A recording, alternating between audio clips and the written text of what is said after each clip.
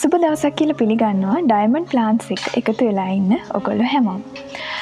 ඉතින් අද මම කතා කරන්න හිතුවේ ඕකිඩ් සම්බන්ධව. ඉතින් මීට කලිනුත් අපි ඕකිඩ් සම්බන්ධව වීඩියෝස් කීපයක්ම කරා. ඉතින් ඔබ දන්නවා ඕකිඩ් කිව්වහම ලෝකයේ ඉඩා ජනප්‍රිය මල් විශේෂයක් විදිහට හඳුන්වන්න පුළුවන්. ඉතින් ඔබ දන්නවා ඕකිඩ් වර්ග ගණනාවක්ම තියෙනවා.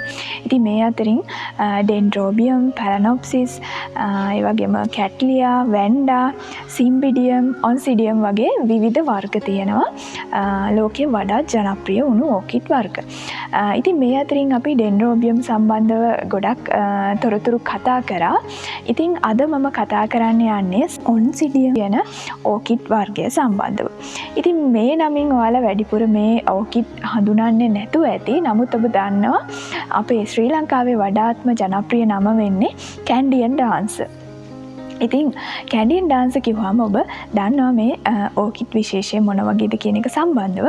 ඉතින් අද මම කතා කරන්නේ මෙන්න මේ කියන ඕකිඩ් වර්ගය කොහොමද අපි නිවැරදිව බඳුන්ගත කරගන්නේ පැලයක්, ඒ වගේම නඩත්තු කිරීම කටයුතු සිද්ධ කරන්නේ කොහොමද නිවැරදිව කියන එක සම්බන්ධව අද වීඩියෝ එකෙන් කතා කරන්න බලාපොරොත්තු වෙනවා. ඉතින් මේ ඔන්සිඩියම් වර්ගය ගැන කතා කරාම ඔබ විතර දැකලා තියෙන වර්ගය තමයි කහ පැහැති කැන්ඩියන් ඩාන්ස් ඕකිඩ් වර්ගය. ඉතින් මීට අමතරව වර්ණ ගණනාවක්ම අපිට දකින්න පුළුවන් වෙනවා.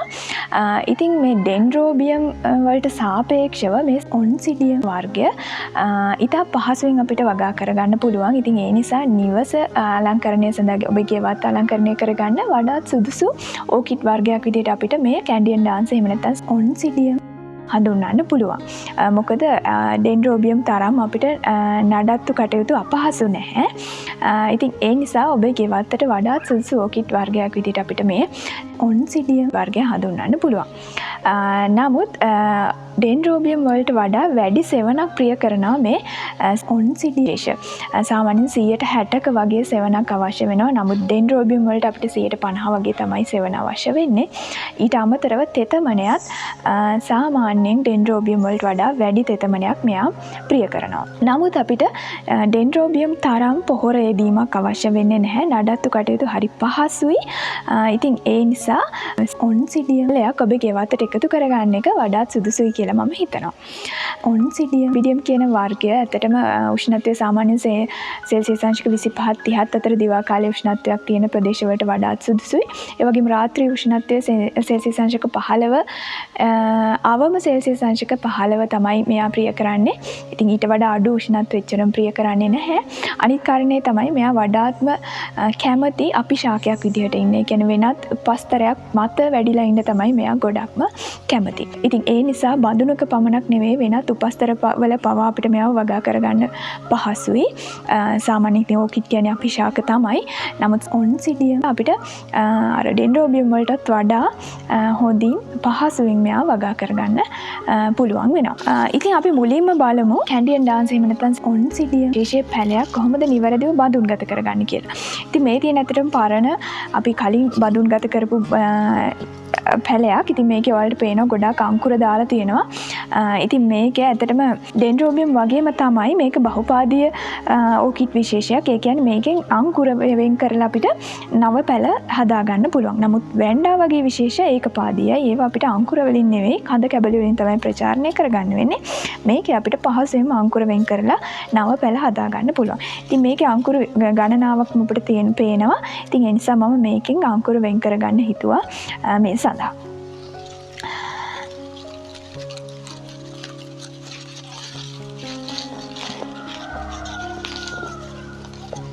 මේ ආකාරය ඔබට හොඳට මූල පද්ධතිය බලා ගන්න පුළුවන්.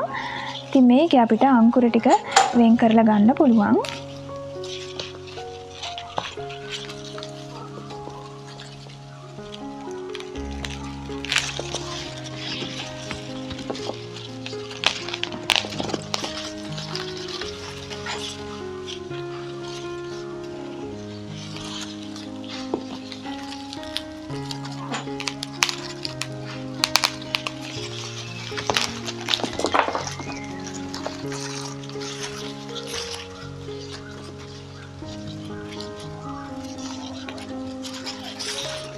ඉතින් මේ ආකාරය අපිට තුනකට වෙන් කරගන්න පුළුවන් අංකුර දෙකක් හෝ තුනක් එකකට හිටින විදිහට.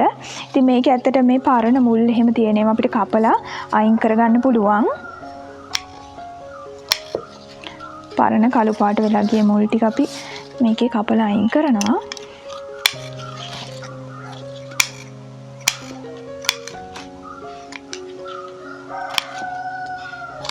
හොඳයි මේ ආකාරයෙන් තෝරගත්ත අපි අංකුර ප්‍රථමයෙන්ම මෙන්න මේ වගේ දැල් පෝච්චි එක කොහොමද බඳුන් ගත කරගන්නේ කියලා මම පෙන්නන්නම් ඔයාලට මුලින්ම. ඉතින් ඇත්තටම ඔයගොල්ලෝ දන්නවා ඕකිඩ් කියන්නේ මූල පද්ධතියට හොඳ වාතාශ්‍රයක් ලැබෙන විදිහට තමයි අපි වගා කරන්න ඕනේ. ඉතින් ඒ නිසා මේ වගේ දැල් පෝච්චි හෝ එහෙමත් නැත්නම් මැටි බඳුන් භාවිතා කරන්නත් පුළුවන්. ඉතින් මේ සඳහා ගොඩක්ම සුදුසුයි මේ වගේ දැල් බඳුනක් භාවිතා කරන එක. ඉතින් මේක ඇත්තටම වඩාත් පහසුවෙන් අපිට වගා කරගන්න පුළුවන්. අපිට අවශ්‍ය වෙන්නේ දැව අඟුරු අවශ්‍ය වෙනවා. ඉතින් මේ දැව අඟුරු කිව්වහම මේ ටිකක් බර වැඩි දැවයකින් සාදාගත් අඟුරු වෙන්න ඕනේ. හොඳ අරටුවක් තියෙන ශාකයක දැව අඟුරු තමයි ගන්න. ඉතින් මේකේ අලු ඉවත් කරලා කියන්නේ හොඳින් සෝදලා අපි මේ අඟුරු භාවිතා කරන්න ඕනේ. ඊට අමතරව අපිට පොල් එලි කැබලි අවශ්‍ය වෙනවා. මේ අමුද්‍රව්‍ය දෙක පමණයි අපිට මේ සඳහා අවශ්‍ය වෙන්නේ. ඉතින් මුලින්ම අපි පතුලට මේ විදිහට පොල් එලි කැබලි ටිකක් එකතු කරලා අඟුරු සහ පොල් එලි මාරුවෙන් මාරුවට මේ විදිහට එකතු කරලා මේක ඇත්තටම අපි මුලින් අඳුර ගන්න ඕනේ මේකේ බහුපාදීය ඕකිඩ් වර්ගයක්නේ. ඉතින් ඒ කියන්නේ අංකුර ඇති වෙනවා. මේ තියෙන ඇත්තටම අලුතෙන්ම ඇතිවෙච්ච අංකුරය. මේ තියෙන්නේ පරණම අංකුරය. ඔබට පේනවා මේක තමයි පරණම අංකුරය, මේක තමයි අලුත්ම අංකුරය. ඒ කියන්නේ මේ අතර තමයි අලුතෙන් අංකුර මේකේ වැඩෙන්නේ.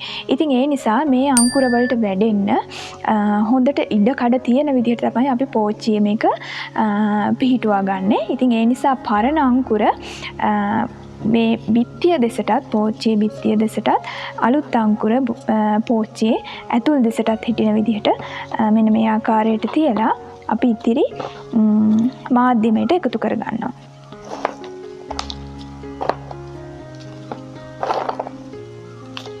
ඉතින් ගොඩක් තද කරගන්න නැහැ. ගොඩක් සැහැල්ලු මාධ්‍යයක් තමයි මේකට අපි භාවිතා කරන්න ඕනේ. ඉතින් ගොඩක් කඳ යට කරන්නෙත් නැහැ. මුල් ටික විතරයි යට වෙන්න ඕනේ. කඳ යට වුණොත් ඇත්තටම අර අලුතෙන් එන අංකුර වලට බාධාවක් වෙන්න පුළුවන්. අනිත් එක තමයි දිලි රාසාදන වගේව වැඩි වෙන්න පුළුවන්. ඉතින් ඒ නිසා සාමාන්‍යයෙන් රැඳවීමක් පමණයි අපි සිද්ධ කරන්නේ මේ විදිහට පැලේ. ඉතින් ওই ආකාරයට තමයි අපි මේ පැලේ බඳුන් ගත කරගන්නේ. ඔබට පේනවා හරිම සරලව අපිට මේ වැඩේ කරගන්න පුළුවන්. හරිම අඩු අමුද්‍රව්‍ය ප්‍රමාණයක් තමයි අවශ්‍ය වෙන්නේ. ඉතින් මේක ඇත්තටම දැන් ඔබට සෙවන තියෙන තැනක තමයි තියලා තියන්න ඕනේ. සාමාන්‍යයෙන් 60ක වගේ සෙවනක් මෙයා ප්‍රිය කරනවා. ඉතින් මෙයාට හොඳින් ජලය ස්ප්‍රේ කරන්න ඕනේ. සාමාන්‍යයෙන් ඔබ දන්නා ඕකිඩ් වලට ජල සම්පාදනයේදී අපි වතුර ස්ප්‍රේ කරන්න පුළුවන් නම් තමයි ගොඩක්ම හොඳ. ඉතින් ඒ නිසා මේ අවට පත්‍ර සහ මුල් තෙමෙන විදිහට ජලය කීප වතාවක්ම ස්ප්‍රේ කරන්න පුළුවන් නම් හොඳයි. ඉතින් ඔබ මේක වාණිජ වගාවක් විදිහට කරගෙන යනවා නම් ඉතින් net house එකක ඒ වගේම ජල වාෂ්ප සාන්ද්‍රණය වැඩි ආර්ද්‍රතාවය වැඩි පරිසරයක වගා කරන්න පුළුවන් නම් ගොඩක්ම හොඳයි. ඉතින් මුලදී අපිට මේකට පුළුවන් phosphorus වැඩි දියර පොහොර එකක් ස්ප්‍රේ කරන්න. එතකොට මූල පද්ධතිය හොඳින් වැඩෙනවා.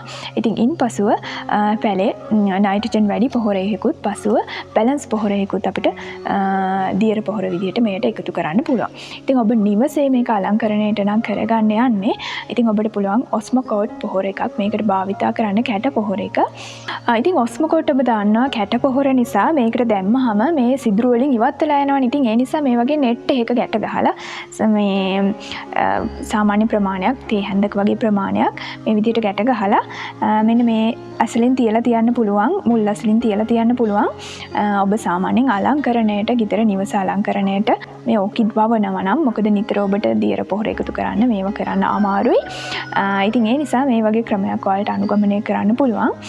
ඉතින් සාමාන්‍ය මධ්‍යම ප්‍රමාණයේ පැලයකට නම් අපිට ඔස්මෝකෝට් බැලන්ස් පොහොර එක මේ විදිහට භාවිතා කරන්න පුළුවන්. කුඩා පැලයකට නම් ඔස්මෝකෝට් N පොහොර එක මේ විදිහට භාවිතා කරන්න පුළුවන්. හොඳයි. ඊළඟට මම කියලා දෙන්නම් බඳුනක් නැතිව හරිම පහසුවෙන් මේක වගා කරගන්න විදිහ. ඒ කියන්නේ ඔබ අලංකරණයට, නිවස අලංකරණයට මේ පැලයක් හිටවනවා නම් මේක වඩාත්ම සුදුසුයි. මොකද මම කිව්වා මේක ගොඩක් අපි ශාකයක් විදිහට තමයි වර්ධනය වෙන්න කැමති කියලා.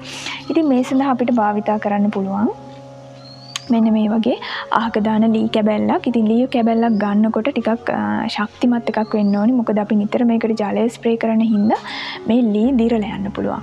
ඉතින් ඒ නිසා හොඳ ශක්තිමත් ලීයකින් ගත්ත මේ වගේ අහක දාන ලී කැබැල්ලක් එහෙම නැත්නම් උළු කැට කැබැල්ලක් මේ වගේ ඕනම දෙයක් වලට උපස්තරයක් විදිහට භාවිතා කරන්න පුළුවන් මේ සඳහා. ඉතින් මේකෙදි මම හරිම සරලයි. ඉතින් මේ විදිහට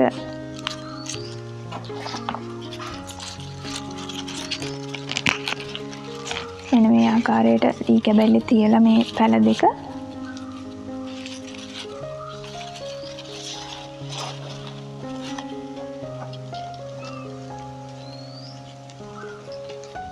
මෙන්න මේ ආකාරයේ පොල් එලි කැබැල්ලක් අරගෙන මෙන්න මේ මුල් ටික පමණක් මේ විදිහට වැහෙන විදිහට